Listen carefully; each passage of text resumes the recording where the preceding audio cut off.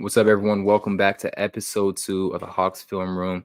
Now, the Hawks are coming off a pretty exciting win against the Charlotte Hornets, where LaMelo Ball was putting on a show. Trae Young with another 30-plus point and 10-plus assist game. And so I'm here with All About Hornets to break it down. Thank you so much for taking the time, man. I'm looking forward to speaking with you and hearing your thoughts about the game. Yeah, man. Thanks for having me. Super excited to be here, honestly. Of course. Now, I kind of wanted to start with a new sort of segment that I thought about a little bit earlier, and I thought it would be interesting if I talk about a Hawks player who really stood out to me, you talk about a Hornets player who stands out to you, and then we flip flop for the second guy. So one guy I definitely want to highlight, DeAndre Hunter. He's like one of the most divisive players in the Hawks fan base, and one reason is like, and it's not really for his own fault, but it's when you're drafted 4th overall and you get a pretty decent sized contract, people are going to have expectations. And so I don't really necessarily blame Hawks fans for some of the frustrations that he's brought. But he's been super engaged, not just defensively, but on the glass. He had 6 rebounds in the season opener, 7 against the Hornets. Got to the free throw line 8 times, made all 8 of them. Shot 7 of 14. Wasn't the best from 3, but I thought I was really impressed by his effort and more so his dedication to crashing the glass. Like, that's something we have been begging him to do for years upon years. At 6'8", with his size, we really needed that help on the glass. And I thought that was definitely a standout for me. So who would be your pick for the Hornets? I think with DeAndre Hunter, I was surprised too, honestly. I thought he looked pretty good because, outside looking in, of course, I'm sure you've watched way more DeAndre Hunter than I have, but I always feel like he'll do something really amazing and then follow it up immediately by doing something really goofy. You know what I mean? 100%, yeah. Boomer bust kind of guy, but I thought he had a good game. So for me, the Hornet that I would highlight that kind of shocked me, and the box score won't really tell you anything crazy as far as points go, but Seth Curry was a guy I did not expect to play a lot of minutes in this rotation on this team, right? Because I thought he was kind of in the vet role. But he ended up with, I think, 5. I had to pull up the stats to look, but I think he ended up with 5 rebounds, which is crazy. He's like 6'2", 6'3". He made a lot of smart, like, defensive plays, got deflections, steals, and just like hustle, which you don't usually expect from, like the older guys, especially he's a smaller guard. Right. So Seth Curry really shocked me, even though I think he only had like 9 points. So that was I was like, where did this guy come from? This is awesome. We're going to need that if the Hornets want to win games. Yeah, for sure. I definitely agree with that. I wasn't expecting to see him so much in the rotation as well. I kind of thought that would kind of be more so Trey Mann's role.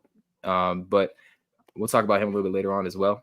So, I feel like it's kind of cheating, but I have to talk about LaMelo. Like, I think I was very high on LaMelo coming into this season just because I felt like he has been constantly improving season by season. It's just more so been an availability thing. And I think when he's a high volume 3-point shooter, he's really, really tough to defend. And even if some of the shots are like, they're ridiculous in terms of difficulty, and sometimes he even makes them more difficult for himself, but it's like you can't help but appreciate the shot making ability. And I think that, even against someone like Dyson, once he got Dyson in foul trouble, which I didn't even necessarily realize how good he is at drawing contact.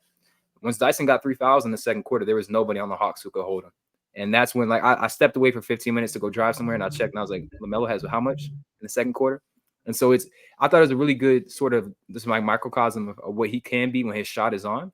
And I was just incredibly impressed with the way he started the season in general. Like, I think he's second in points per game behind Trae. So it was ridiculous. Like, he was pulling up from wherever he wanted to, and it's weird to watch. Like, as a Hornets fan, a lot of people are gonna obviously gravitate towards LaMelo, and like there's good reason for that. Right. Even as a Hornets fan, like, I've watched most of the games of his career, and it's like a one-legged, like, running one direction, shooting the other off one leg from 40 feet. He'll just do anything like that, and if he gets hot, like, watch out. He is that guy.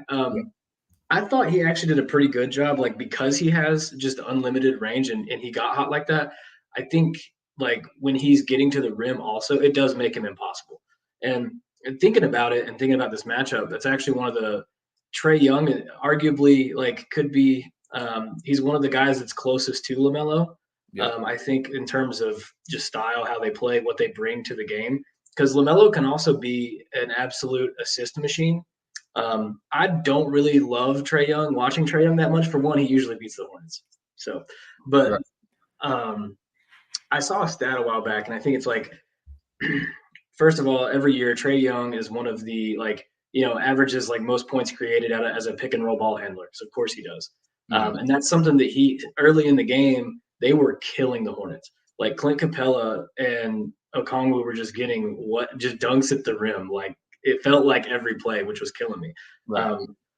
But yeah, LaMelo looks really really good, and you're absolutely right. It's really not a like people want to hate on LaMelo, like he's not a winning player, he's not this. Like no, he's special. Like 101. There's a reason that's like his brand. He believes that, and he is like he. Not a lot of people can do what LaMelo does for sure.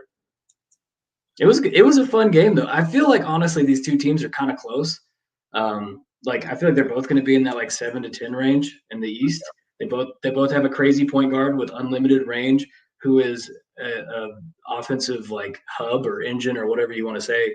But I don't think I think LaMelo turned the ball over a lot in the Atlanta game, and I think the turnovers and the just fouls, man, there was so many whistles. Yeah, and so that's definitely something I want to talk about because between the first two games the Hawks have played, they're drawing fouls at a ridiculous rate, like over 40%. They're at a 40%, over 40% free throw rate for the first time since even before Trae Young was drafted. This hasn't happened since Dwight That's Howard. crazy. That's crazy. So, and you would think, like, especially with Trae, he is great at drawing fouls, but in terms of really embracing contact, even being physical or having that skill to draw fouls, there hasn't necessarily been guys like that on this roster. And so I think it's been a big point of emphasis for the Hawks. And so as a result, they got to the rim a lot more. And it's really interesting because Atlanta and Charlotte had the same like amount of attempts at the rim. So on layups and floaters. So Atlanta shot 19 of 34. That's 55.8% on layups and floaters. Charlotte shot 32.4%. So they shot 11 of 34. And so I think it was a nice little sort of juxtaposition between they're generating some of the same sort of looks, like as you said, like there's some shot profile tendencies or even just play style tendencies between LaMelo and Trae. But I couldn't help but feel like, well, really, this is a two-part question. Charlotte kind of doesn't have, without Mark Williams in the rotation, they don't necessarily have a traditional shot blocker. Nick Richards can function as that from time to time, but when he was off the floor, it was Grant Williams at the 5. So I think that was definitely a factor. But then also, what did you think when it comes down to like what Charlotte is doing at the rim? Do you think it's Atlanta's defense? Do you think it's more so like they're just not finishing well, or what are your thoughts on that? So I'll tell you one guy who I think's really struggled to start the season, and he looked kind of like he was struggling in the Atlanta game, and that's Vasa Micic. That's really his full name, but like, dude, because he's like this old school point guard, and he's bigger as a guard, like, but he's considered a point guard. So like in a lot of cases, if it's smaller, wiry guys, he can do a good job of using his body to get to the rim and finish. So last year he was actually really really good at that. He had a crazy high percentile for within 5 feet or at the basket shots. He was really efficient. He's looked really slow this year. Yeah. So I think any of the shot attempts that he got at the basket, like I don't even know that he really got to the basket. The Hornets were almost playing him like a small forward. So I'm not directly answering your question, but I promise I'll kind of get there. So like you mentioned like not having like Mark Williams, and so Brandon Miller goes into this too. So there was a lineup that the Hornets had that, and you guys didn't have Bogdanovich, but there was a lineup. I think the Hornets were running Micic, Trae Mann, Seth Curry, and then like Grant Williams and Musa Diabate, I think was the Hornets rotation. First of all, that's bonkers. That's a ridiculous rotation. Second of all, the Hawks made them look small. Like, and I don't remember exactly who was matched up on it, but we're talking about DeAndre Hunter. Like DeAndre Hunter looked big. Reese Shea looked big. Who's the other guy? JJ. All those dudes, Jalen Johnson, all those dudes were bigger than the guys that the Hornets matched them up with. And it's like that's a recipe for disaster. And I think Trae might have been on the court, but I think that's really smart for the Hawks because like and Dyson Daniels fits in this too. It's like that's the best thing to surround Trae Young with. 100%. Right? Size and shooting. They did it, so kudos to them. But I really thought like, what is Vasa Micic going to do against like Jalen Johnson? Like, I don't like that matchup. Or same with DeAndre Hunter. And I was criticizing DeAndre Hunter 5 minutes ago or whatever. But I think that was part of it, truthfully, was the matchups. And because we have a newer coach, I think he's, first of all, his injuries, but second of all, I think he's trying to figure out those lineups that he likes. So when they beat Houston in the season opener, the closing lineup, Grant Williams was our center. He got Şengün out of the game, basically. He locked him up, which is crazy. Grant Williams, but I don't think the small ball lineup held up as well against Atlanta, and I think that was a big part of the reason. Just physicality, size, you know, I think that ultimately mattered, and I think Miles Bridges should have taken more attempts at the rim. He was about the only guy I thought was consistently finishing at the rim for Charlotte, and he seemed to just kind of, take some. Like he shot efficiently, but like down the stretch, I didn't see a lot of like aggression from him. Every time I did see him attack the basket, I thought he did a good job, and then they kind of went away from it. Mm. No, that's definitely good to know, especially that point about Grant Williams like being a good or an impactful guy to guard centers against someone like Houston, where I would say Houston is a more methodical team. And in terms of they do have like open court athletes, but in general, like they don't necessarily get up and down as much as like the Hawks are this year. And I think, especially when you're going up against a small ball lineup, cross matchups, which happen in transition, are devastating. And so that's something that I've been tracking with the Hawks this year.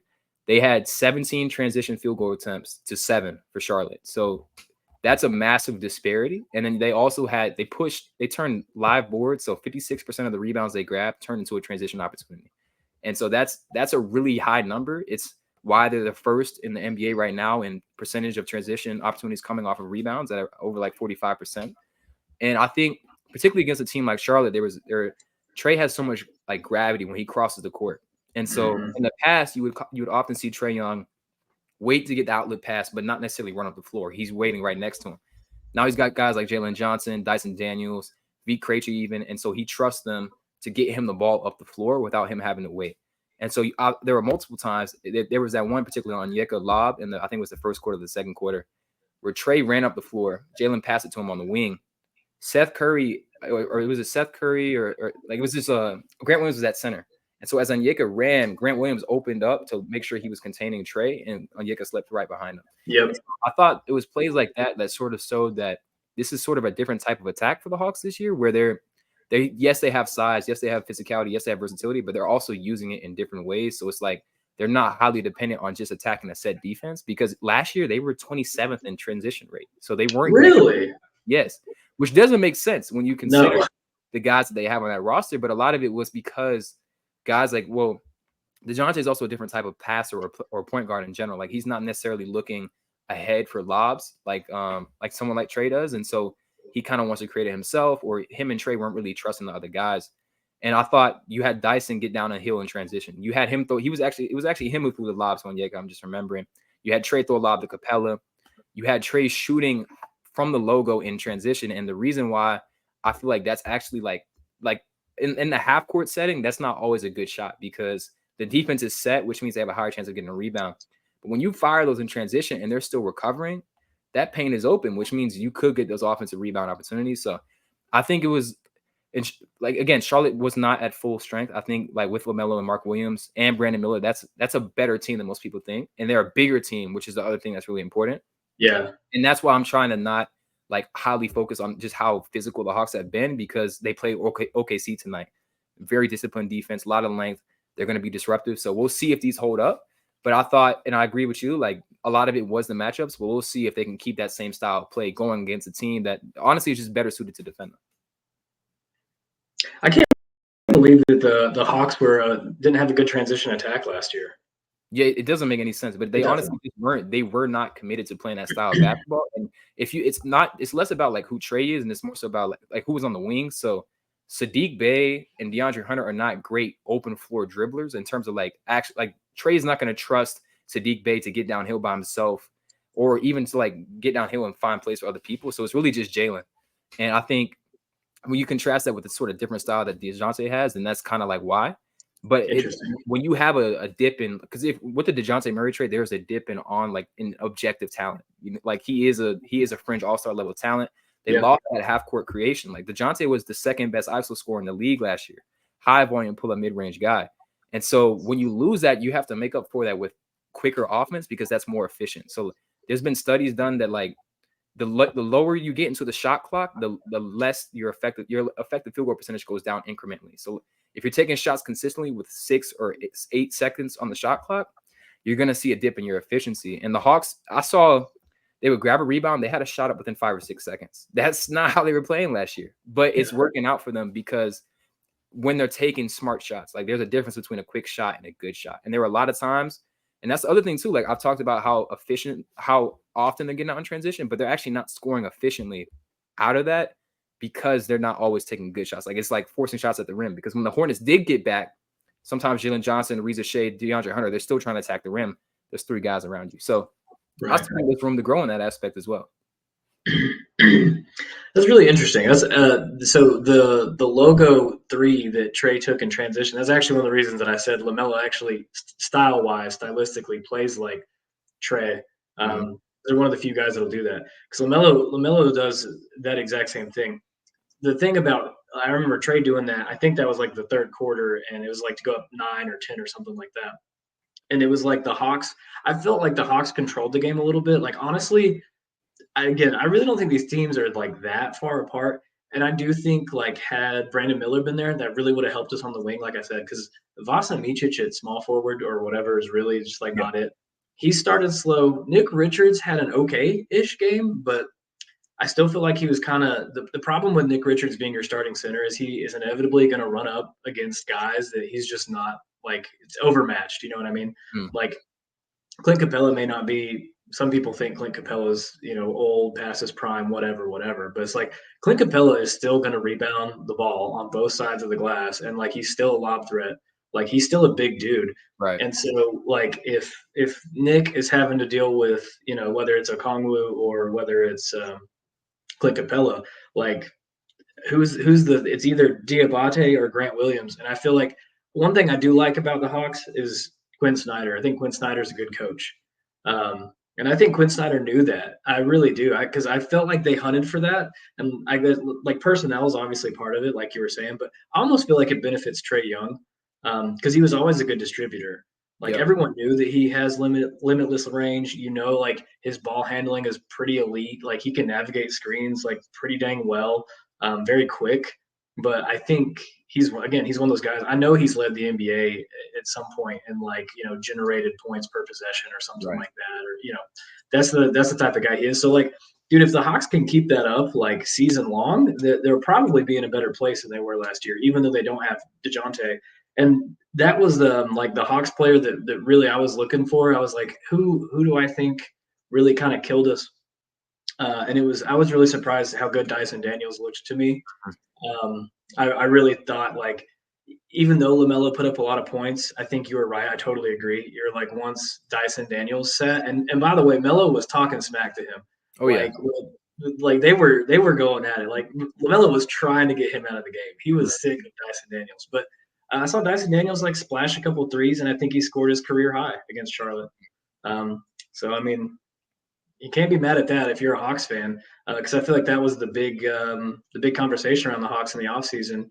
Is like, okay, well, no more DeJounte Murray. Does this help Trae Young? Is Dyson yada yada yada? I think Dyson Daniels looked really good against Charlotte, honestly. Yeah, and I think one thing, and that was the biggest question, was like, what does he look like offensively? Like, I loved him in New Orleans. I loved him so much. Like I was asking for us to trade him a year and a half ago.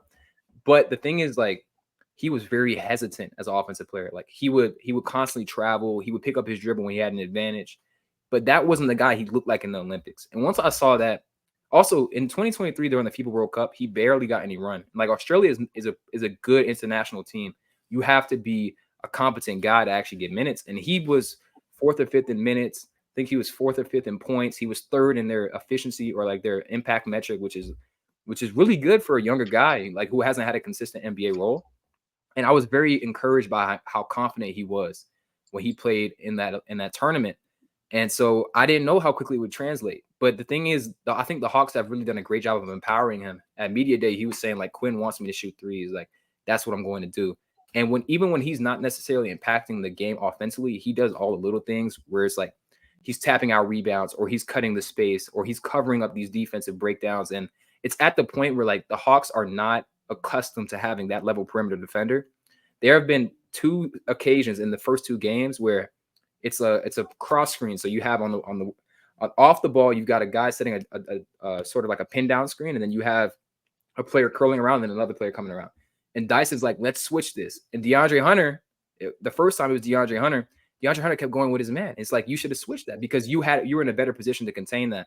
Second game, it was Jalen Johnson, and it was actually LaMelo coming off this pin down, and Jalen wanted to keep following his man. Dyson pointed, and Jalen was able to recover, but and ended up like getting a good enough contest that LaMelo didn't end up missing the three, but it was still too much space because he didn't react quick enough. So I think the Hawks right now, they're a top 10-ish offense. They're about league average defensively, and I think that's a winning recipe. Like you said, like putting size, length, versatility around him. But I also feel like with the state of this Hornets team, I'm not convinced with the types of wins we've had. Like I feel like against Brooklyn, against Charlotte, with the way that Charlotte is right now, again with the injuries, this isn't necessarily like a great win for me. Just because, like you said, you have Micic, Seth Curry, and Trae Mann on the floor together at the same time. That is not like they're never going to run that rotation when they're healthy. So Right.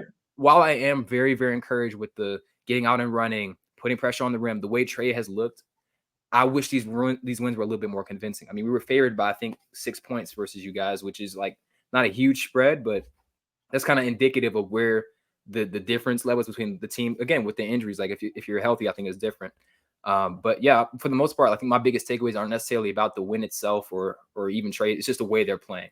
And I think now it's time to see, again, with OKC tonight, is this how they're playing, or is it a result of the teams they're actually facing? So we'll definitely see. But I wanted to ask you again, like just sort of like, do you think from what you've seen, and I presume you've only watched this game against the Hornets, do you think that sort of offense is sustainable against a team with a better defensive infrastructure, like someone like OKC?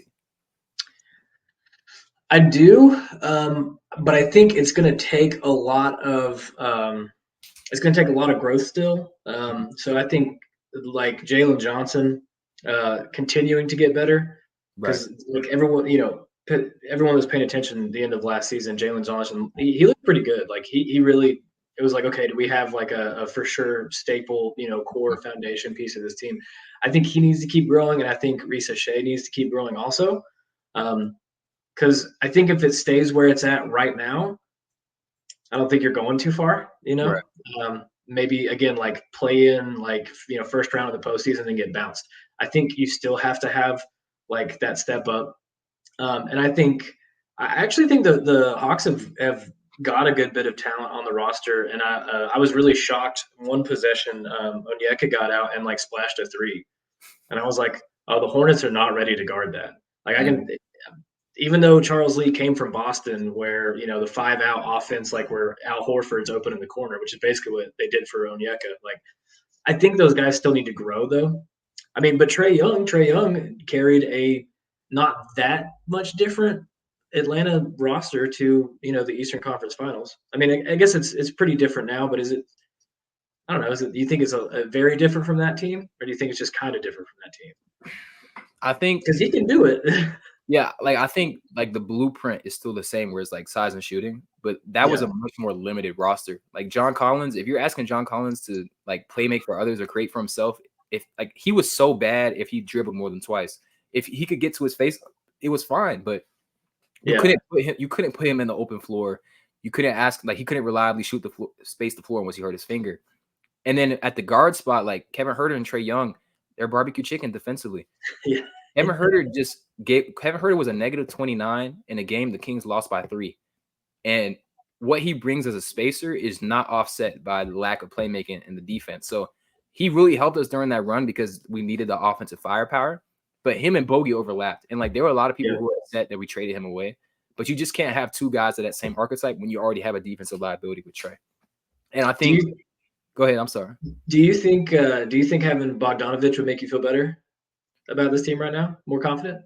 Yeah, I think the thing about Bogey too, like another Olympics like callback, but he was amazing. Like he was orchestrating the offense, playmaking. He went toe to toe with the US. He was talking mess with Melo. Like that's the level of player he can be. He is getting a little bit older. I think they're sort of like just trying to bring him back slowly. He's not necessarily injured, but I think it's just more so they're trying to be cautious with him. And like the Hawks are sneaky deep. Like they're pretty injured right now, but like because Kobe Buffington hasn't played.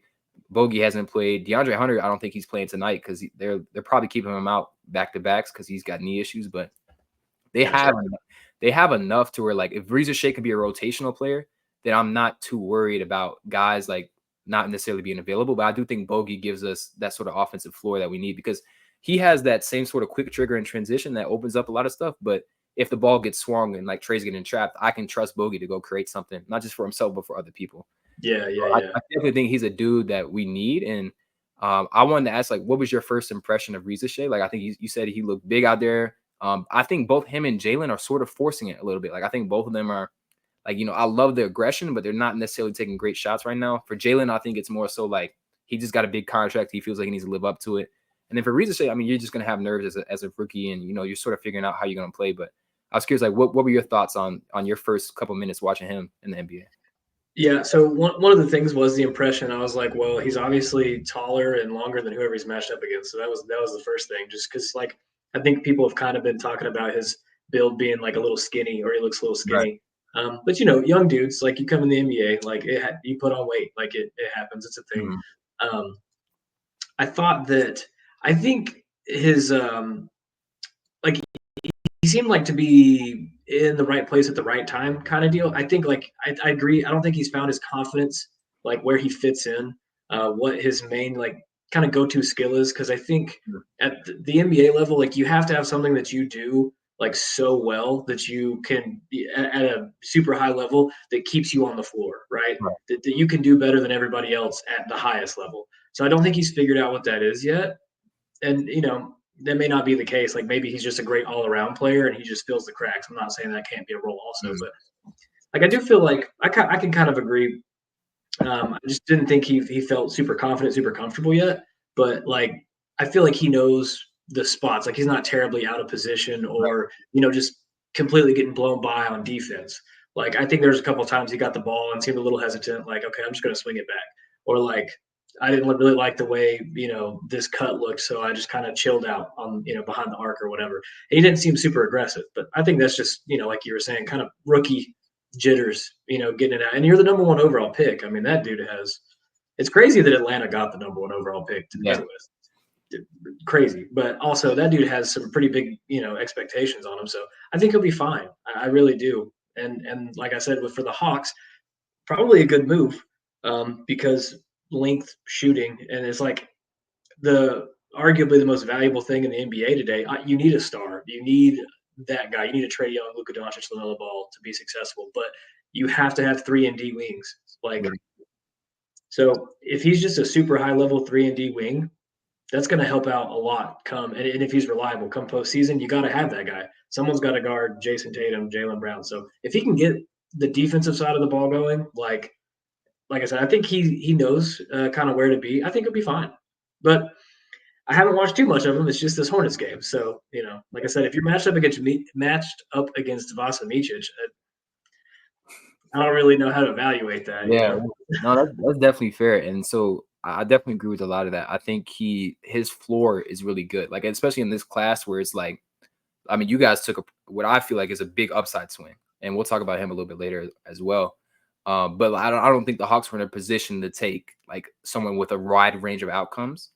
And so for Reza Shea, it's like, okay, this is a professional guy. He's played high level basketball. He has at least this skill with shooting and defense and length that we feel like he can bank on. Like he may not have the same star trajectory, but we know what we can get from it. He's as much of a certainty in this class as what you can get, especially at a position of need for us. Like I've always appreciated the process for the Hawks. Like they went and got DeAndre Hunter, they got Cam Reddish. That makes sense, like around Trae. Those guys just haven't necessarily panned out to be the guys that we thought we would get. But now they have Jalen Johnson, they have Reza Shea. It's another sort of swing at that. And like you said, 3 and D wings are at a premium. Like you either get them in the draft or you're gonna have to pay a lot of money. And even guys who can't really play defense or who can't really shoot the ball, like Isaac Okoro, they're still gonna get paid. So Yeah, yeah, definitely. Orlando went and got KCP for that exact reason. Mhm. Like you need guys Because who can both. yeah, and the Hornets got lucky, and that's one of the things that I think what may have made this game in particular a little different. Brandon Miller is really like obviously LaMelo staying healthy. We're not the Hornets aren't doing anything if LaMelo can't stay healthy. Brandon Miller definitely takes this team from like no one really cares. It's going to be LaMelo chucking shots all Mm. night to like Brandon Miller might actually be the truth. You know what I mean? Like year two, Brandon Miller, the leap might be ridiculous. He can do it all. He models his game after Paul George, who is like the high end 3 and D wing. Like Brandon Miller's been everything Charlotte could ask for, and I think he was really missed in this Atlanta game. I think it would have been more exciting.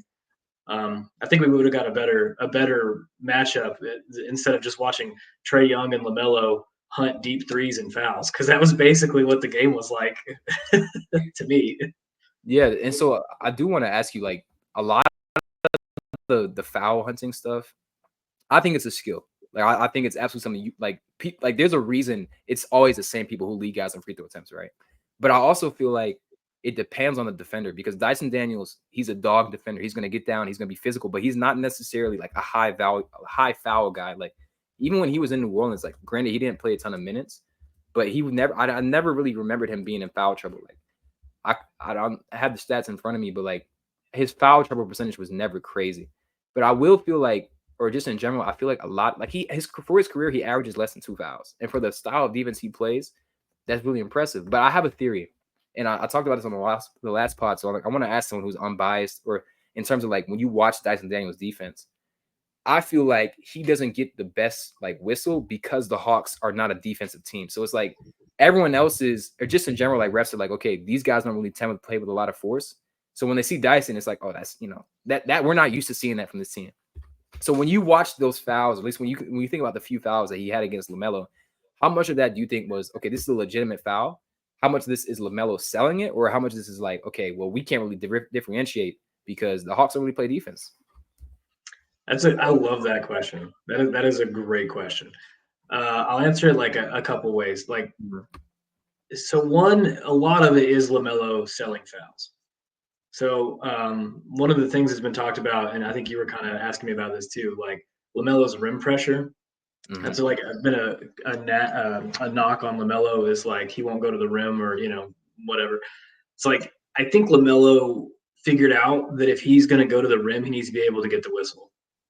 Right. That's just how, because he can get to the rim. It was just like, but rookie year LaMelo was not getting those calls. So a lot of it is selling, and like so LaMelo showed up on the injury report like for like a bruised tailbone or something, and Hornets Twitter was saying this is the play, and you probably saw the play, and I think it might have been on Dyson Daniels.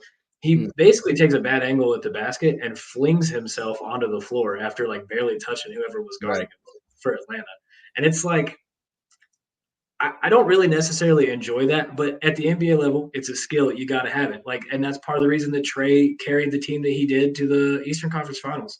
Like, you got to be able to get with the whistle sometimes, stop the bleeding, get free points. Right. Trae's one of the best players in the NBA at it, like Mhm. full stop. So I think part of it was LaMelo selling it. I think another part of it was, I will say it was fair. Like I kind of got bored. I was getting a little sleepy watching the game because it felt like there were so many whistles. But Mm. I think they called it both ways, Yeah. because there was also a ton of fouls called on Hornets players. Like, and when LaMelo fouled out, when LaMelo fouled out, that was essentially, okay, we're not winning the game because no one else has really. It's been the LaMelo show tonight, which is fine. It's fun. But Melo fouled out too, and then I think there was a point where it was like Krejci and Dice and maybe a third, like Onyeka or Clint Capella, like they all had 5 fouls. Yeah. So I think just the officials that night were like, no, we're calling it. We're calling all of it. Yeah, I'm like I said, I don't think it was unfair. So the other thing too, I will agree. So I do think certain players get away with it because of Mhm. their reputation. Like, and I think most NBA fans would agree. But like OG Anunoby hounds dudes. Oh yeah. Like, they don't call a lot of fouls on OG, and that dude looks strong. I would be terrified if I was trying to like drive to the rack and that Right. dude was Yeah. holding me down, because I'd never score anything. You know what I mean? So part of it is the reputation, and like team success ultimately too. Like, I feel like you get a better whistle when you're good. Like, if you suck, I think the refs don't care as much, and maybe that's just a me thing. But like, I think Brandon Miller's going to get a better whistle. Like in the first game, like I think he's picked up the knack for drawing fouls. Mhm. So I would agree that it's a skill. Like, and you need it. That's points on the board. I mean, For sure. Yeah. It definitely makes sense. And I wanted to ask and transition a little bit here, and then we'll start asking about the Hornet stuff. I just got one more Hawks question for you. yeah, yeah, I yeah. feel like, and I had someone say this on one of the film room accounts. They were like, well, DeAndre Hunter and Onyeka are kind of like playing with more fire. And I think some of that is for Hunter in his position, they took the number one pick at his position. So it's like there's a little bit more pressure to not to perform and live up to what he's supposed to be. And then also for Onyeka, I think it's more so he has opportunity. Like, he's closed.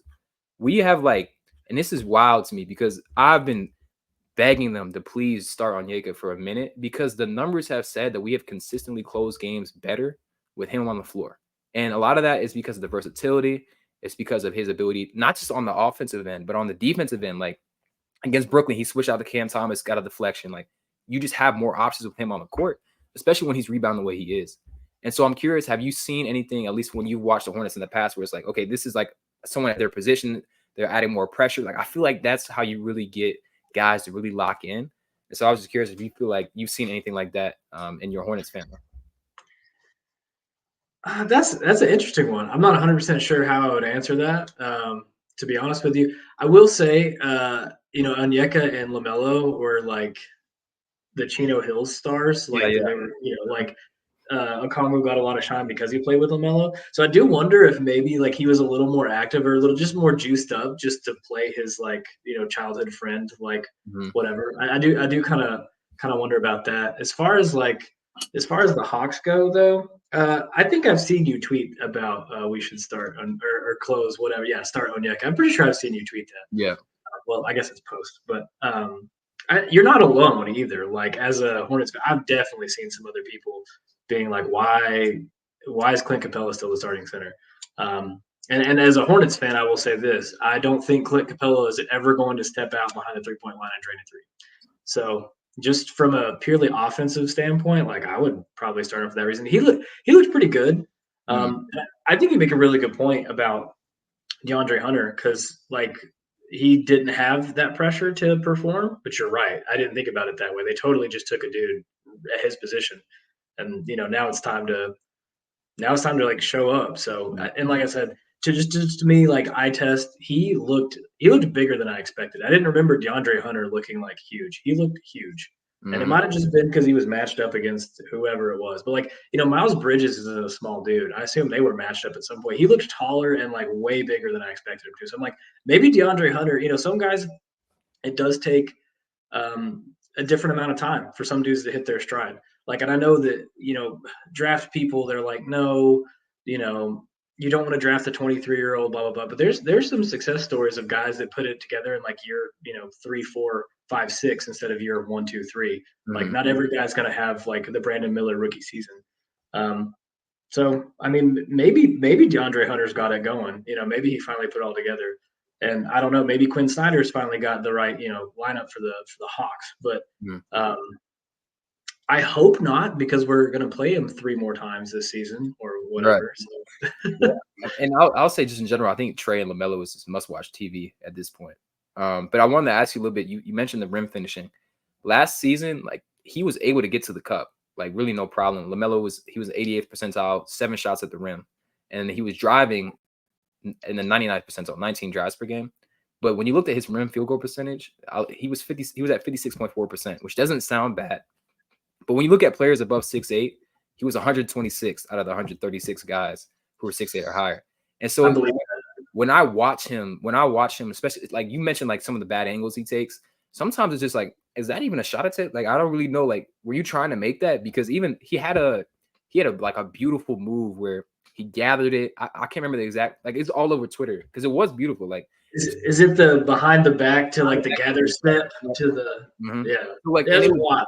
right. It was wild, and the fact that he was able to pull that together in that sequence, but then the shot attempt like wasn't even close. And so I'm seeing this highlight, and I'm like, yeah, it looked nice, but like he didn't even get close to making it. And so I'm curious, like because you've watched so much more of him, is this like a functional thing? Do you think it's a strength thing?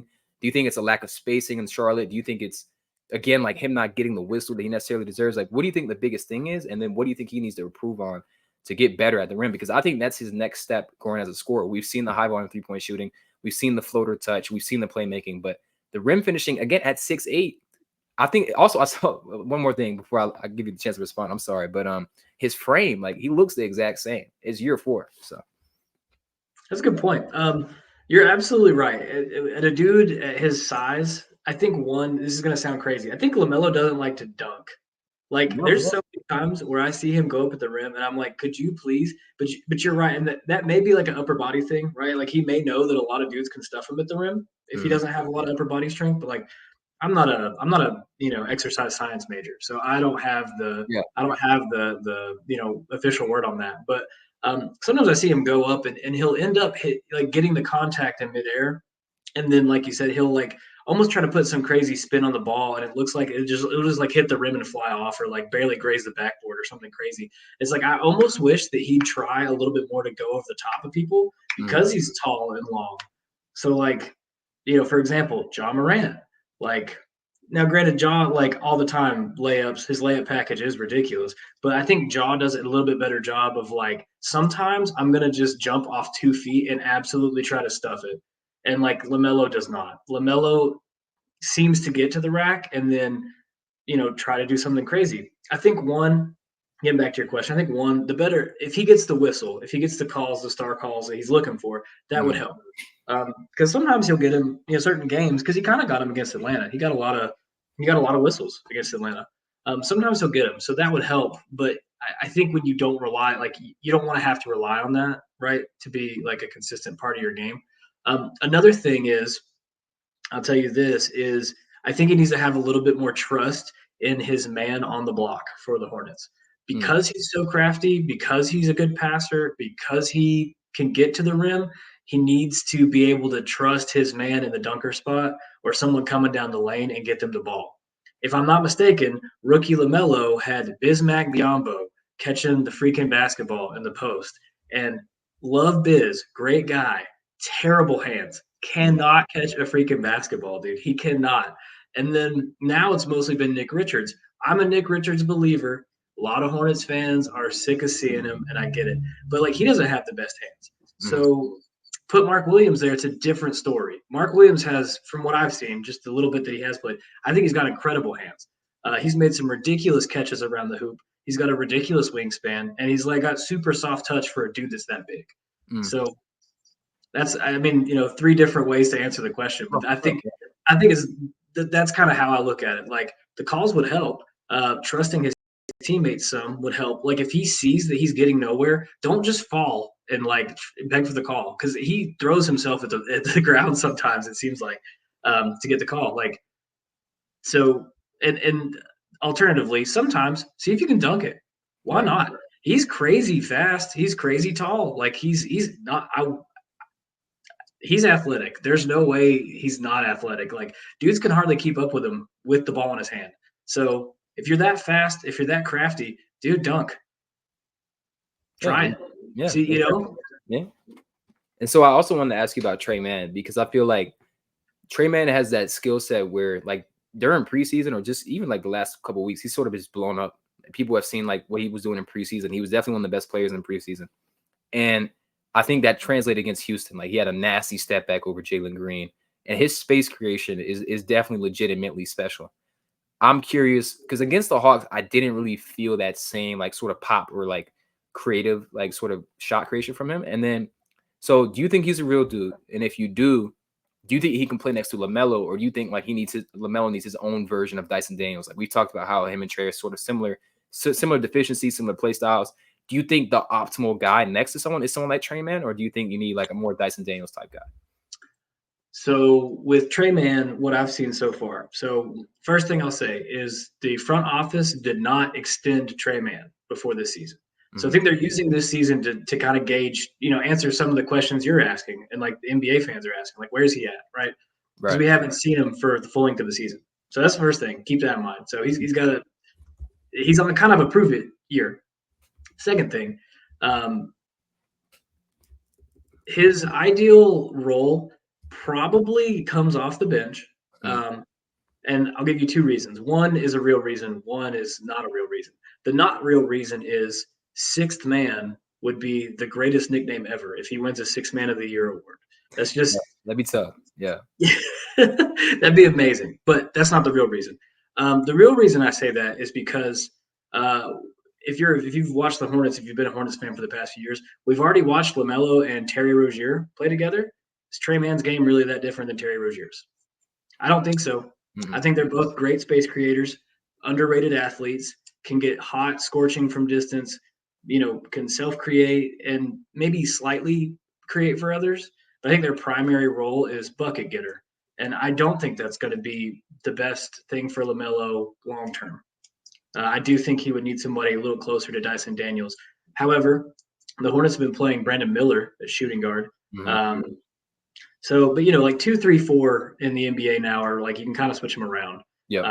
But he needs defense and he needs length. Like Brandon Miller does a good job of containing the other guy in the backcourt. Brandon Miller's pretty like fairly defensive oriented. I mean, he's also obviously offensively gifted, but he plays pretty solid D. So I think he does need more defense in the backcourt. I think just based off the few games that they've played so far, I think the Hornets' team defense does look better under Charles Lee. Part of it's just team defense too, and so Charles Lee has even talked up LaMelo and the other guys buying in to the team defense. So I mean that'll help, because it is a unit at the end of the day. Like all 5 of you have to guard. This is the NBA. Yep. You know what I mean? Everybody can make you pay one way or the other. So. And I definitely want to ask you about your impression of Charles Lee in general. When I was doing like my 30 Teams 30 Days series, I was really interested because the social media team for the Hornets puts out great content, like great behind the scenes stuff. And so I really wanted to see like draft processes and all that. And both him and Jeff Peterson, like I've been a victim of a poorly run franchise my entire life. So like I know how it can feel. And Charlotte hasn't necessarily had this, like, they've had the same experience, but I feel like it seems like there's a different sort of energy in terms of like the way they're approaching player evaluation, even from the practices I've seen, how vocal Charles Lee is. I mean, you saw Trae Mann, and they were talking about some Hornets culture on their Instagram. Like, I think like, and that the Hornets they're like nationally not sort of recognized for a great culture. Like they've had a lot of scandals, of course, stupid stuff, but then also some severely like serious legal stuff as well. So I think that at least from an outsider's perspective, I really like what Charles Lee could bring in terms of his experience on championship title winning rosters, the way that he's vocal. I feel like with a young team, especially like LaMelo, he's kind of an unserious guy. That's just who he is. So it's like, in my opinion, your best player doesn't always have to be your leader. For Boston, like Ime Udoka came in, he was their leader. He gave them the skills to develop into leaders. And then Mazzulla came in to be the sort of guy to run all the actual like schematic stuff and, understand the numbers. But I think that with a young team, you need a vocal coach because that's how they organize. And that's at least my impression of Charles Lee. But I'm curious, first couple of games, preseason, what have you seen from him? What have you liked? What have you not liked? I could honestly talk about Charles Lee in the front office as long as I could talk about like LaMelo. It really has been night and day. So obviously Jordan was the previous owner. Mm-hmm. But this all kind of started when Jordan sold the team. Michael Jordan, GOAT, whatever you want to call him, but the best owner he was not. Mm-hmm. For whatever reason, like it just didn't. You could accuse him of being cheap. You could say he's not involved. You could say he didn't get whatever the thing is. That just wasn't going to happen. And then the GM for that era, the most recent Hornets era with MJ, Mitch Kupchak, he's old and he's old school. And I don't know if you remember this or not, but I guess it would have been 3 seasons ago now. The Hornets actually were in talks to sign Kenny Atkinson. Right. Yep. I do remember. Coach who's now with the Cavs, right? Yep. So, and then at the last second, he said no and went back to Golden State. And then in that moment, Mitch Kupchak, I think he just didn't have any other options, and they went back, and I called it getting back with your ex, Steve Clifford. Steve Clifford, once upon a time, was like highly regarded, and he's got a great PR team. Steve Clifford has an amazing PR team because everyone's like, "Oh, Steve Clifford's great, dude." I never want to see him coach a basketball game ever again. I was so done with Steve Clifford by the end of his time in Charlotte. But I think going from Steve Clifford to Charles Lee has been early on. Obviously, I can't say anything definitively, but I think they respond better to him. Like one, it's the accolades and the fresh. He has 2 championship rings, and he just came off a championship. So I actually wanted when the Hornets were talking about coaching searches, I was like, dude, just hire Bud. Like Budenholzer's won. Like everyone knows that he's got like 2 Coach of the Year trophies. Like hire that guy. Well, they hired an assistant that got a ring with him, so that makes me feel good. And then he came from the best team in the league, just won a ring. So that makes me feel good. He's super passionate, and I think you're right. Like you need guys that are like running up and down the sidelines screaming at the team, but like not in like a I'm mad and need you to do this. Like I'm part of the game. I'm part of the team. Like let me fire you guys up. Like let me. And there was one time I can't even. I don't think I've ever seen this. It may have been when Trae and LaMelo kind of collided under the basket. Do you remember that? It Yes. was like, and like Trae like went down and LaMelo like kind of fell Mhm. back and was like, what was that? I think it might have been then, but Charles Lee walked all the way from the bench down to the baseline and down below the basket to like talk to LaMelo or talk to the ref or something like that. And Mhm. the ref was kind of like pushing Charles Lee back, like, hey, like you need to chill out a little bit. And I Right. don't remember if that was the exact scenario, but like I can't tell you the last time that if I've ever seen that. So like obviously he's engaged. Obviously he's trying to connect with his players. Like I said, I think the recent championships help because Mhm. you're going to listen to the guy that just won an NBA Finals, right? And Steve Clifford never did that. So so far, really like Charles Lee. It's early though, and I read an article today, like in the post game press conference after a game. He said he like rated himself, and he said average, which I think is pretty funny. But he said check back with me at the end of the year. But I do think the culture's changed. I think the preseason and summer league, the Hornets were like wildly good. Yep. Um, Part of that was Trey Mann. You mentioned Trey Mann being hot. Um, and then I think someone else had a really good summer league, like maybe Nick Smith Jr. Murdered a couple teams or something. I don't remember exactly, but um, I think this is the first time I can remember being a Hornets fan, and I've been watching the Hornets for a long time.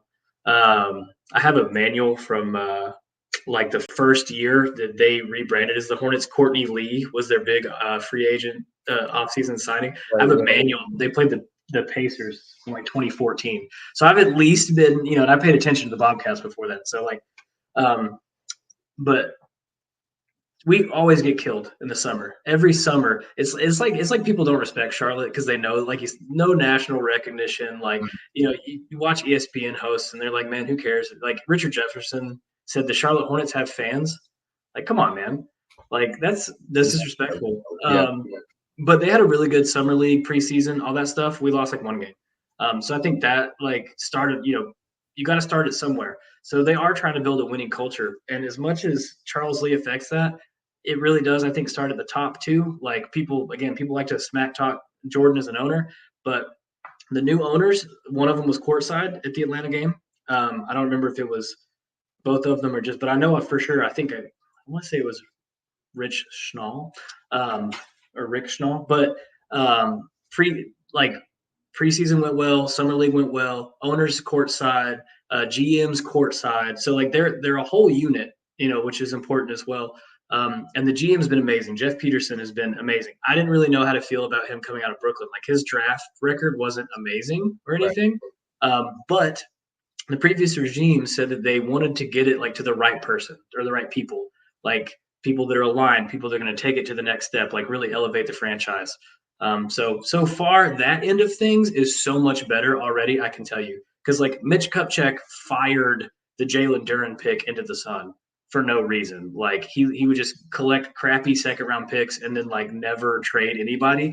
Jeff Peterson did more with the Hornets roster in like 4 months than Mitch Kupchak and Jordan did in like 3 seasons. It's Mhm. ridiculous. So big two thumbs way up so far for those guys. Yeah, and I'm happy to see like to really hear that because again, like I can empathize with that. The Hawks have been mismanaged for a long time. I feel like we're in a better direction too. So yeah, I mean that's great. I feel like they say Charlotte is like a little Atlanta. I went up there for a conference. I don't know if it didn't really remind me of Atlanta, but I could see the comparison. So I think like in a lot of ways our basketball teams are very alike. So I don't know, maybe, but I will say I feel like the Coach Bud coaching tree is kind of crazy anyway. And so like his coaching staff during that 61 season, I mean, you had Kenny Atkinson, you had Darvin Ham, you had Quinn Snyder, and you had Taylor Jenkins, who are all head coaches, And and they're they all good. all They're all good coaches. Yeah. maybe Darvin Ham, I'm not really sure, but then you have a lot of their assistants, like they're becoming pretty strong assistants. And Charles Lee just got hired, so.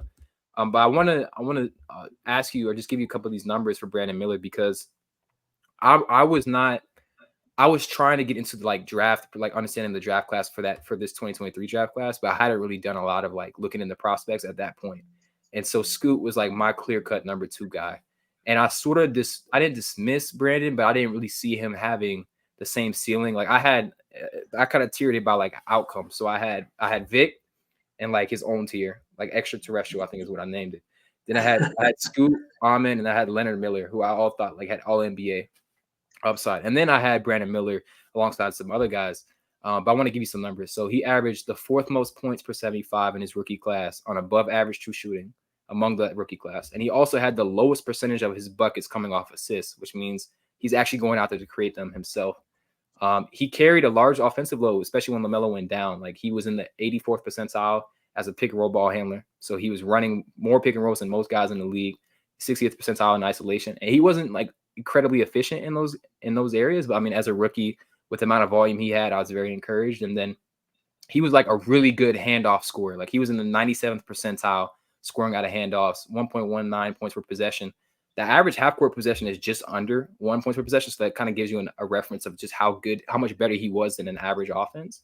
And that was a full quarter of a point per possession above league average. And he was on like, that's good volume. Like it was over one handoff attempt per game. So like, I could really feel like not just was he better than I expected as a scorer. I didn't expect him to care that much. And there were multiple possessions, but like he went back, he got a chase down block and then cussed out everyone else for not getting back. And I was like, you know what? That's a star. Like that's a star type play. That's how much you have to care when you're on a bad team to end up being a star. So I was thoroughly impressed with the rookie season. I think there was a really cool moment where like him and Paul George are going at it. And like I love that whole storyline with him. But yeah, I definitely underrated him. And I was definitely laughing at Charlotte when they didn't take Scoot. And I'm not out on Scoot by any means. Like I still think he can be great. But I think I generally underrated Brandon because like what you said, like I think he was still going to college, but he was a little bit older. Am I correct? Right? Wasn't he like a?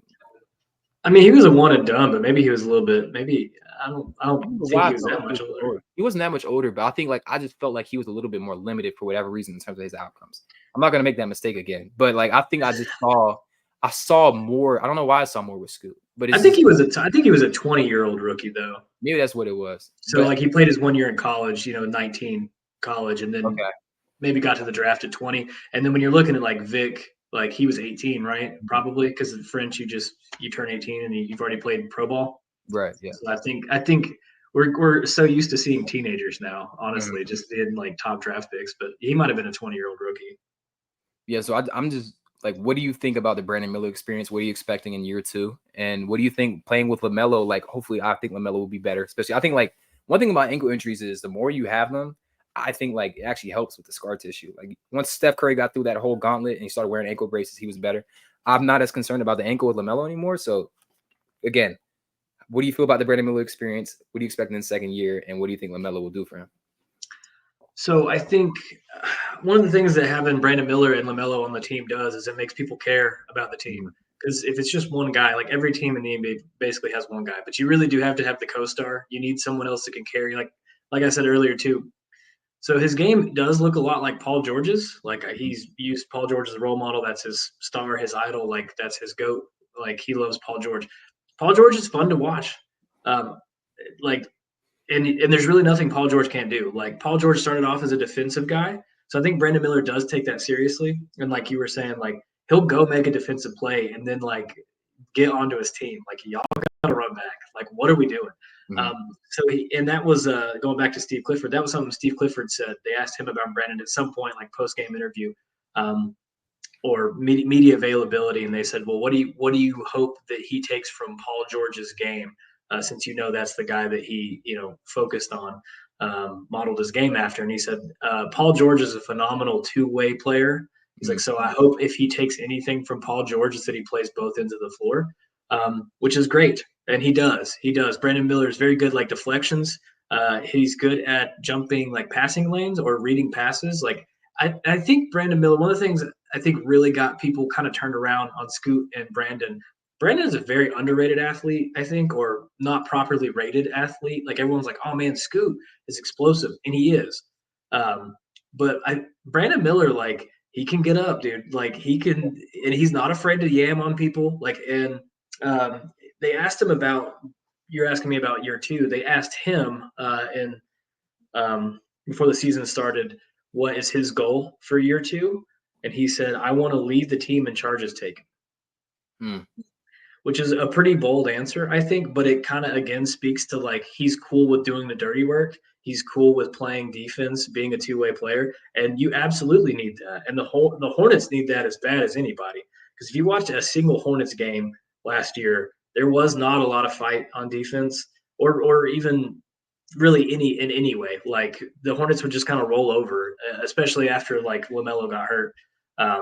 So I mean, Brandon Miller, absolute dog. There's no two ways about it. And I think a lot of people were wrong, and that's fine. A lot of people now are like, I was wrong. Um, but I think if Victor Wembanyama and Chet Holmgren aren't in that draft class, he's definitely rookie of the year. He had a rookie of the year type year. He just happened to play the same year, same rookie season as two guys that are crazy.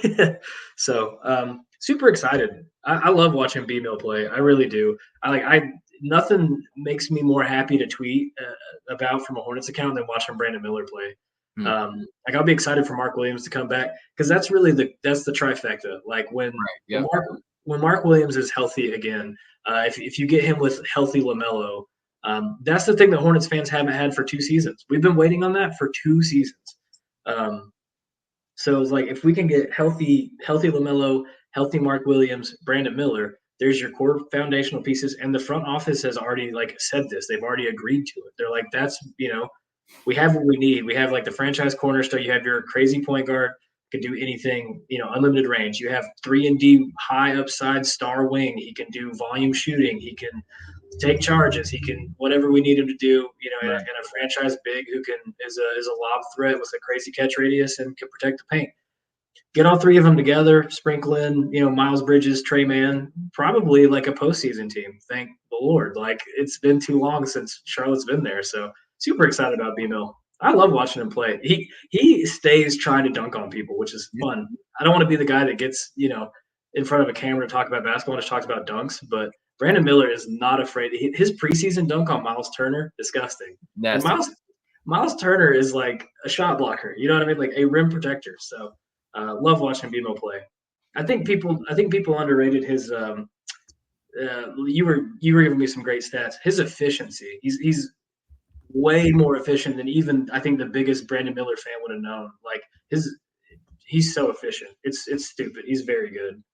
Yeah, I remember when he posted the Hawks last season. I think it was against he broke Garrison Matthews' ankles, and then he dunked on Bruno Fernando. And I was like, okay, that was nasty. But I do want to, and I think you made a great point about the trifecta. And so I want to finish with this last question. So where do you see your top 6 pick, T-John Saloon? Do you see him fitting in the rotation in this rookie year? And if you don't necessarily see that, where do you think he fits long term alongside those guys? You got some great questions. I like these questions. Sure. T-John's interesting. I actually think he looked a little more ready than I thought he would in preseason. He made a couple gaffes. There was a couple moments that he kind of messed up. But he's super, super young, 6th youngest in the draft or something. He's 18. And, I feel like so we're getting a lot of NBA prospects from France. So I feel like France now is really the kind of whatever you want to call it, the main platform or place that's turning out a lot of these high draft picks. Not as much college anymore. It's more like France. So his 3-point shot looks better than I expected. I thought that would be kind of a work in progress. It's really not. He actually has some range. He's confident. Again, I can't believe this is the third time I'm going to bring him up, and I can't believe I'm about to do this. But Steve Clifford, the old coach, he's actually in a what's the word? Consultation role with the organization now. So Steve Clifford loved T-John. That was actually Steve Clifford was a big fan of his. So he talked about his competitiveness and fieriness, he's fighting through the whistle both ends of the floor. So that was a trait that Steve Clifford, old school veteran coach, shocker, really liked in him. But he is kind of that dude. I'll tell you what I actually think is going to sound crazy. I'll tell you the roles that I want to see him in, or the roles that I hope he grows into. Will he be able to? I'm not really sure because we haven't seen him. He's young. It's going to take time. I'm being patient. I'm not saying send him to the G League, but I'm saying be patient. Because some Hornets fans are he needs to go to Greensboro. I'm like, please do not send him to Greensboro, North Carolina. No one needs to go to Greensboro, North Carolina. Do not do it. So 2 ways I could see him fitting into the rotation.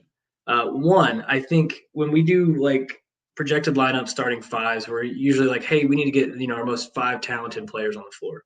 I don't really see B Mill as a guard personally. To me, he's a wing. Like you Mm, consider Paul George a guard? No. So right now he's not in that, but I think honestly, if he could get to that point, the it wouldn't like not the most talented starting 5, but the best fit starting 5 for the Hornets, I think would be like LaMelo, Brandon Miller, Miles Bridges, then Tijon Salon, if he can get there as your 4, and then Mark Williams, because that lineup is missing nothing. The shortest guy is like Miles Bridges, and mm, he's not small, like he's just not big at the super huge at the NBA level. Tijon's bigger than I thought. They list him at 6'9", 2 something, but like, dude, he looks huge. Um, so I think if he could get to the point where he's capable of guarding faster fours, because he's pretty big and he's got a low post game. I assume in France he played in the post a lot, but then they started working guys out, kind of like Sar, mm. like Alex Sar kind of type role. Um, if Tijon can get to where he can guard fours, I think that lineup would be incredible. I don't know that he's going to get there. The other way that I could see him being used, and it would have been helpful against your Hawks the other night, is as a small ball 5. Because there's going to be matchups. I like Grant Williams. I will never talk trash about Grant Williams. Mavericks fans are like love to hate on Grant Williams. You will never catch me saying anything bad about him. But there's going to be matchups where he struggles with vertical, like lob threats, like verticality, just because he's given up a lot of height. So, Mm. like Clint Capella, for example, if Clint Capella is a real 7 foot, Grant Williams is like 6'6", maybe 6'5". It's hard for, and he's like Grant Williams is like all lower body. So if it's he is. So Yeah. if you get it to a dude who's like really just like a Derek Lively, for example, Derek Mm. Lively is going to dunk all over. I'm sorry, Grant Williams, but like I feel like that lob is going to be hard for him to defend. Because T-John's bigger, has the wingspan. If he can get to where and space the floor, that would be the other way that they could use him ideally. And that may be what they plan to do. I don't know. We haven't seen him play in NBA yet, but Charles Lee did just come off of the Celtics squad where Al Horford taking threes again, and like Atlanta did it with Onyeka. So if you can get to where T-John is, 6'10" and can space the floor, but is also fighting for rebounds, using the competitiveness and physicality down low, um, I'd like to see him as a small ball 5 or a starting power forward. Truthfully, I hope he gets there. Yeah, for sure. I definitely agree with a lot of those points. Like his motor is definitely, I think that's his like biggest NBA skill right now. He's still really raw, like definitely one of the rawest prospects in the draft. That's why he's one of the youngest. Yep. I think it made sense for you guys to take a pick like that. I don't know if I think at 6, I felt like it was a little high.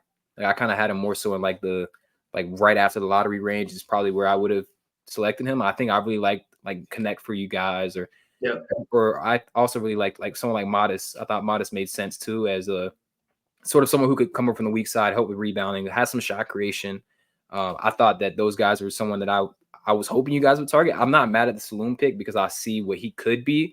I'm Yeah. just skeptical about like how long it takes and if he ever gets there, because I think he's like out of this draft class, he's very, very far from being a rotational guy. And that's sometimes it's like he still has to figure out his positioning, stuff like that. But yeah, I mean, I definitely agree. Like if he gets to that type of player, then you have again so much size and strength around LaMelo, whereas like, okay, we can definitely insulate him because everyone else is 6'8", strong, multi-positional, can handle the ball, can rebound. So I definitely see the vision. Now, whether they get there, that's like you can't really fault the process of what they're trying to do. So Right. I, I'm in the same boat. That's exactly how I feel. Cause I'm like, I get it. They didn't have to sacrifice anything really like to take that pit. Like you get star upside.